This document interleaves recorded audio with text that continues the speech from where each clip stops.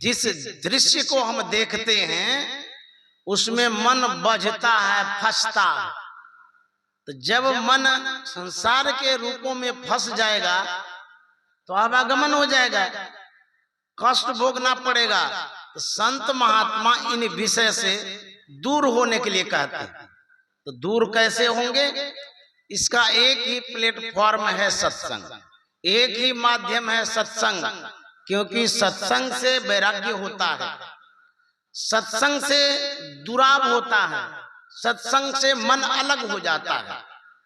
जो सत्संग नहीं करते हैं उसके लिए बड़ा भारी है। उपनिषदकार से सुन रहे थे, महोपनिषद में कहा गया भारो अविवेकिन शास्त्रम। जो अविवेकी है उसके लिए शास्त्र भार है। शास्त्र की बात कहिएगा तो कहेंगे हमको कुछ भी समझ में नहीं आता है। भारो ज्ञानम च रागिन, जो रागी है, रागी मन आसक्त, जो चिपका हुआ है, फेविक्विक के तरह सटा हुआ है। किसमें? विषय में, संसार में, पूरी दुनिया में जो फैल गया है उसको कहता है रागी। तो रागी जो है, जिसको संसार ही प्यारा लगता है, उसको ज्ञान से कोई मतलब नहीं है। ज्ञान की बात कहिएगा भारी लगेगा। संत वाणी में है कि तुलसी पुरबिला पापते, हरि चर्चा न सुहाय, जैसे ज्वर के ताप से भोजन की रुचि जाए। पूर्व जन्म का जो पाप है, जो संताप है, यह पाप हमें सत्संग की ओर जाने से रोकता है, ज्ञान की बात सुनने से रोकता है। ज्ञान की चर्चा करेंगे तो उसको भारी लगेगा। क्यों? जैसे मान लिया किसी के ऊपर बोझा है, अब उसके ऊपर और बोझा दीजिएगा तो हमको तो पहले से भारी है, ऊपर से कैसे लोड उठाएंगे? तो जिसके मन पर, जिसके जीवन में पूर्वजन्म का भार है पहले से, तो वो लोड कैसे उठाएगा? उस भार को उतारने के लिए क्या करना होगा?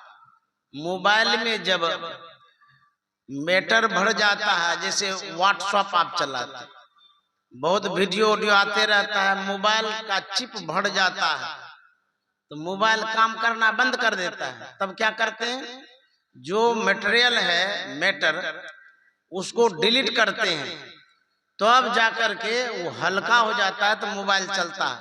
उसी तरह से जो पाप का भार है हमारे सिर पर, उसको डिलीट करिए, उड़ाइए, समाप्त करिए, तब जाकर के ज्ञान की बात घुसेगी।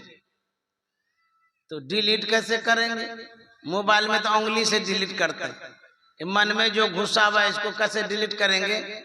जब आप सत्संग सुनेंगे तो आपको सत्संग के प्रति अनुराग होगा, संसार के प्रति वैराग्य होगा, विराग होगा। कहते हैं अशांतस्य मनोभारो, जो व्यक्ति अशांत है, टेंशन में है, समस्याओं से घिरा हुआ है, उसी का मन है लेकिन भारी हो गया। कहते हैं हमको इतना टेंशन है कि हमको मन भारी जैसा लगता है, कुछ सुनने का मन नहीं करता है। भारो नत्म विदो वपुः, जो आत्मज्ञानी नहीं है उसके लिए शरीर भार है।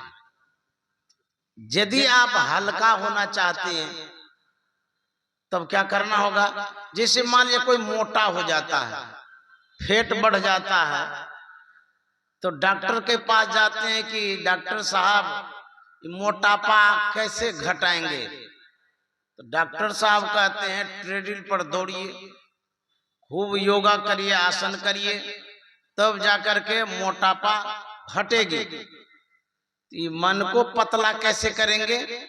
गुरु महाराज ने बताया है, अति पावन गुरु मंत्र मन ही मन जाप जपो, उपकारी गुरु रूप को मानस ध्यान थपो। ये जो ट्रेडिल है मानस जप का, इस पर खूब चढ़ाइए, मन को चढ़ाइएगा, उतारिएगा, अपने ये पतला होगा। इस पर दोहराते रहिए, तब आपका मन पतला होगा, हल्का होगा।